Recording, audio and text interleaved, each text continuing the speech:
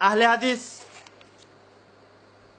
হাদিসদের পরিচয়, ইতিহাস এবং মাযহাব প্রসঙ্গ বইয়ের 15 নম্বর পৃষ্ঠায়। এরপরে আরেকটা শিরোনাম দিয়েছেন তিনি, তাবেঈ ও তাবা তাবেঈগণ আহলে হাদিস ছিলেন। তাবেঈ ও তাবা তাবেঈগণ আহলে হাদিস ছিলেন। এখানে তিনি যে কাজটা করেছেন এটা বলেই আমি এখানে আলোচনা শেষ করব। এটা রীতিমতো লুমহর্ষক। দেখেন, এখানে তিনি বলেছেন, আল্লামা জাহাবি তাজকিরাতুল হুফাজ গ্রন্থে প্রথম খণ্ড 29 পৃষ্ঠা 7ম লাইনে, খতিবে বাগদাদি তদীয় কিতাব বি ইসনাদ ফি তারিখিল বাগদাদ কিতাবে 9ম খণ্ড 47 নম্বর পৃষ্ঠা 9 নম্বর লাইনে ইত্যাদি বলে বলতেছেন, আবু বকর ইবনু দাউদ বলেন, আমি যখন সিজিস্তানে ছিলাম, খেয়াল করে শুনবেন, আবু বকর ইবনে দাউদ বলেন, আমি যখন সিজিস্তানে আবু হুরায়রা কর্তৃক বর্ণিত হাদিস রিওয়ায়াতগুলো একত্রিত করছিলাম, তখন এক রাত্রে স্বপ্নে তার সাক্ষাৎ লাভ হয়। এক রাতে স্বপ্নে তার সাক্ষাৎ লাভ হয়। আমি তখন তাকে বলি, হে নবীর মহান সাহাবী, আপনার বর্ণিত হাদিসগুলো আমার খুব পছন্দ হয়। একথা শুনে তিনি বললেন, দুনিয়ায় তোমাদের ন্যায় আমরাও আহলে হাদিস ছিলাম। দুনিয়ায় তোমাদের ন্যায় আমরাও আহলে হাদিস ছিলাম। খেয়াল করে দেখুন, হাফেজ মোহাম্মদ আইয়ুব একই পৃষ্ঠায় একটু আগে, আরো 2টা বর্ণনা আগে, আবু হুরায়রার সূত্রে যে দলিল উল্লেখ করেছেন, আবু হুরায়রা বলেছেন আমি প্রথম আহলে হাদিস ছিলাম, ঠিক ওই ঘটনাটাই এখানে আবার পূর্ণ বিস্তারিত উল্লেখ করেছেন, আরেকটি নাম্বার দিয়ে, আরেকটি শিরোনাম দিয়ে। কিভাবে ধরা পড়লেন? তিনি যথেষ্ট চেষ্টা করেছেন যে একটা ঘটনা, একটা স্বপ্নের ঘটনাকে এক জায়গায় আবু হুরায়রার বক্তব্য নামে পেশ করে, আরেক জায়গায় স্বপ্নে নামে পেশ করে, 2 জায়গায় 2টা দলিল হিসাবে পেশ করার চেষ্টা করেছেন, এবং যাতে ধরা না পড়ে যান এর জন্য সর্বোচ্চ চেষ্টা তিনি করেছেন। আলহামদুলিল্লাহ, আল্লাহর মেহেরবানি, তিনি এখানে ধরা পড়ে গেছেন। কেন ধরা পড়ে গেছেন? তিনি দেখেন তার বইয়ে 2 নম্বরে আবু হুরায়রার আগে যে পর্যালোচনা যে করলাম, আবু হুরায়রা বলেছেন আমি সর্বপ্রথম আহলে হাদিস ছিলাম, সেখানে তিনি বরাত উল্লেখ করেছেন হাফেজ ইবনে হাজার ইসাবা, তাজকিরাতুল হুফাজ এবং তারিখে বাগদাদের। আর এখানেও তিনি বরাত উল্লেখ করেছেন ওই 3টি কিতাবের। তারিখে বাগদাদের ওখানে উল্লেখ করেছেন 9 নম্বর খণ্ড 467 পৃষ্ঠা, এখানে উল্লেখ করেছেন 9 নম্বর খণ্ড 447 পৃষ্ঠা। এখানে উল্লেখ করেছেন 9 নম্বর খণ্ড 447 পৃষ্ঠা। আগে হলো 67, এখানে হলো 447 পৃষ্ঠা। আসলে ঘটনা হলো, তিনি একটি বর্ণনাকে, একটি স্বপ্নের ঘটনা যা আপনাদেরকে বিস্তারিত শোনাইলাম, এই স্বপ্নের ঘটনাটাকে 2 জায়গায় 2টি দলিল হিসেবে উল্লেখ করেছেন। প্রথমে আবু হুরায়রার বক্তব্য হিসেবে স্বপ্নকে সত্য বানিয়ে দেখার অপচেষ্টা করেছেন। 2 নম্বরে আবু বকর ইবনে আবি দাউদ, যিনি তবে তাবিও নয়, আরো অনেক পরের লোক, তাকে তবে তাবেই বানিয়ে তবে তাবির আহলে হাদিস প্রমাণ করার জন্য স্বপ্ন হিসেবে উল্লেখ করেছেন। 3 নম্বরে 2 জায়গায় একই কিতাবের বরাত উল্লেখ করেছেন ঠিক, কিন্তু পৃষ্ঠা এবং খণ্ডগুলো পরিবর্তন করে দিয়েছেন। পৃষ্ঠা খণ্ড কিভাবে পরিবর্তন করলেন? একটা কিতাবের 2 জায়গা থেকে প্রকাশিত হয়ে ছাপা হয়ে থাকে, যেমন তাজকিরাতুল হুফাজ কিতাবটি প্রথমত ছাপা হয়েছিল হায়দ্রাবাদ থেকে, প্রাচীন ছাপা। পরে এটা আরো কত রকমের ছাপা হয়েছে, একটা পৃষ্ঠার আলোচনায় এক এক প্রকাশনায় এক এক পৃষ্ঠায় চলে যায়। তিনি প্রথমে তাজকিরাতুল হুফাজের উদ্ধৃতি দিয়েছেন, প্রথম খণ্ড 33 পৃষ্ঠা। পরে একই ঘটনা উল্লেখ করার সময় তিনি বলতেছেন, তাজকিরাতুল হুফাজ গ্রন্থে প্রথম খণ্ড 29 পৃষ্ঠা 7ম লাইনে, ব্র্যাকেটের ভিতরে, বন্ধনীর ভিতরে প্রথম সংস্করণ। আমার জিজ্ঞাসা, এখানে প্রথম সংস্করণ কেন উল্লেখ করলেন?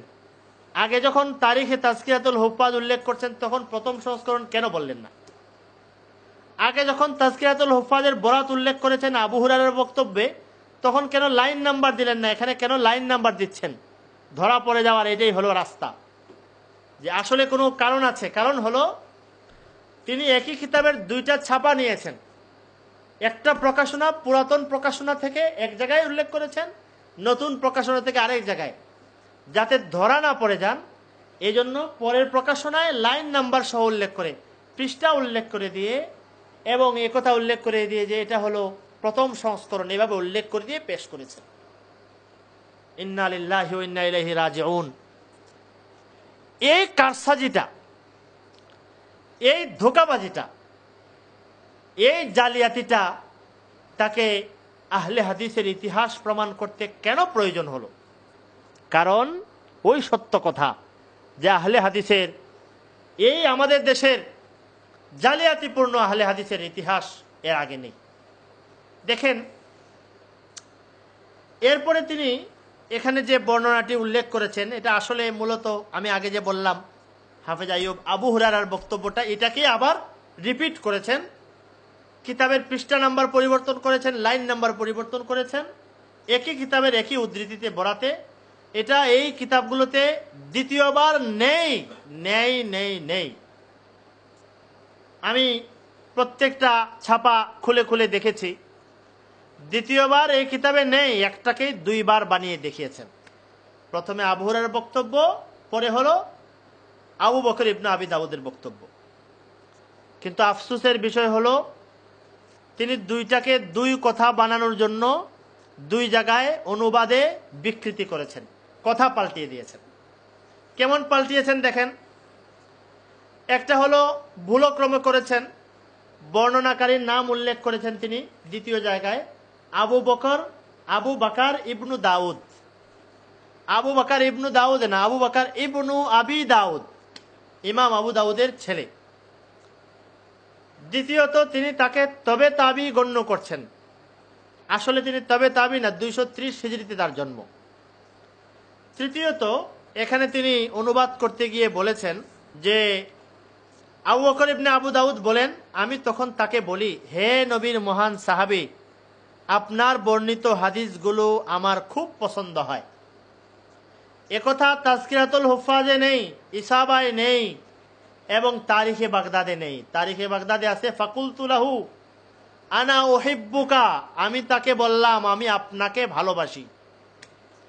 এই আরবির অর্থটাকে আমি তাকে বললাম আমি আপনাকে ভালোবাসি, এটাকে পরিবর্তন করে তিনি বলেছেন আপনার বর্ণিত হাদিসগুলো আমার খুব পছন্দ হয়।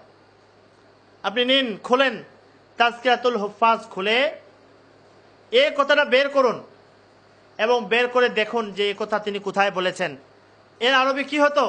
এর আরবি হতো হাদিসুকা আহাব্বু ইলাইয়া, আমার কাছে আপনার হাদিসগুলো আমার কাছে খুব প্রিয়। উহিব্বুহু মা তারউইহি মিন হাদিসিন নবী সাল্লাল্লাহু আলাইহি ওয়াসাল্লাম, এই ধরনের শব্দ হতো। ইন্নী উহিব্বুকা, ইন্নী মানে আমি, উহিব্বু মানে ভালোবাসি, কা মানে আপনাকে, আমি আপনাকে ভালোবাসি। এর অনুবাদ এভাবে কিভাবে হয়? আপনার বর্ণিত হাদিসগুলো আমার খুব পছন্দ হয়। কেন এই অনুবাদ করেছেন? একথা বোঝানোর জন্য যে এখানে যে জালিয়াতি করেছেন উনি, একটাকে দুইটা বানিয়েছেন যাতে ধরা না পড়ে যান। এরপর তিনি বলেছেন, একথা শুনে আবু হুরায়রা বলেন, তিনি বললেন, দুনিয়ায় তোমাদের ন্যায় আমরাও আহলে হাদিস ছিলাম, দুনিয়ায় তোমাদের ন্যায় আমরাও আহলে হাদিস ছিলাম। এটা এত বড় বিকৃতি হয়েছে, এত বড় জালিয়াতি হয়েছে যে আমি বুঝতে পারছি না কিভাবে আমি বলবো। এখানে বিবরণ এসেছে আনা আউয়ালু সাহিবি হাদিসিন ফিদ দুনিয়া। এর অর্থ কিভাবে তিনি করলেন? তোমাদের ন্যায় আমরাও আহলে হাদিস ছিলাম। তোমাদের ন্যায় কথাটা আসলো কোত্থেকে? মিসলাকুম, তোমাদের ন্যায়, আমসালাকুম, তোমাদের ন্যায় আছে শব্দে আছে আনা, আমি, আউয়ালু সাহিবি হাদিসিন, প্রথম সাহেবে হাদিস, কানা ফিদ দুনিয়া, দুনিয়াতে ছিলাম। তোমাদের ন্যায় আমরাও আহলে হাদিস ছিলাম, তোমাদের ন্যায় আমরাও কথাটি এই বর্ণনার মাঝখানে তিনি ঢুকিয়ে দিলেন। জাল বর্ণনাকারীরা যেভাবে হাদিস জাল বানিয়ে চালিয়ে দিত, কোন কোন জাল বর্ণনাকারী একটা হাদিসের মাঝখানে একটা দুইটা শব্দ ঢুকিয়ে দিত। আমাকে গ্রন্থকার হাফেজ মোহাম্মদ আইয়ুব এই কথাটি স্মরণ করিয়ে দিলেন যে একটা বর্ণনার ফাঁকে কিভাবে নিজস্ব কথাটাকে কিভাবে ঢুকিয়ে দিয়ে, জাল কথাটাকে ঢুকিয়ে দিয়ে জাল বর্ণনাকে একটা মূল বর্ণনার সাথে ঢুকিয়ে দিয়ে চালিয়ে দেওয়া যায়। এটা তার প্রয়াস ছিল।